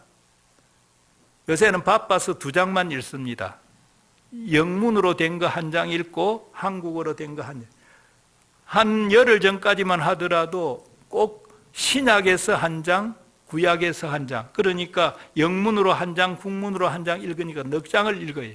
예. 제가 읽으니까 여러분들에게 큰 소리 칠 수가 있습니다. 그리고 한국 교회가 적어도 70년대, 80년대 한참 경제 성장을 하고 아파트 많이 짓고 할 적에 그때 성장한 비결도 하나님의 말씀이었습니다. 오늘날 강남에 큰 교회들 있지 않습니까? 그분들, 예를 들면 옥하는 목사라든지 홍정길 목사라든지 이런 분들이 거기에 들어가서 성경 공부를 통해서 그룹을 만들고 이렇게 했습니다. 이렇게 했습니다. 그런데 오늘날 한국 교회 기독교인들이 성경을 다 안다고 생각하고 읽지 않습니다. 성경을 읽지 않으면은 그걸 자기의 영의 양식으로 만들 수 없습니다. 때문에 초대교회가 하나님의 말씀의 흥왕에 의해서 크게 번창했듯이 한국 교회도 적어도 초기에는 하나님의 말씀의 흥왕에 의해서 이렇게 세계 선교사상 유례없는 성장과 발전을 했다. 이것은 우리 가정에서도 본받고 우리 교회에서도 본받아야 될 문제라고 생각합니다. 특별히 하나만 강조하면은 아까 때묻고 다른 성경, 여러분들 꼭 명심해 주시기 바랍니다. 여러분들이 읽어서 때가 묻고 다른 그 성경 아들, 딸들에게 물려주십시오. 물려주면서 너희들도 성경을 이같이 읽고 너희 후손에게 물려주기를 바란다. 그 가정 하나님의 말씀의 축복과 함께 믿음의 축복 그리고 이 땅 위에서 번창하는 그런 축복을 받을 것으로 믿습니다. 제 강론 여기서 마치겠습니다. 몇 사람밖에는 졸지 않아서 굉장히 기분이 좋습니다. 감사합니다.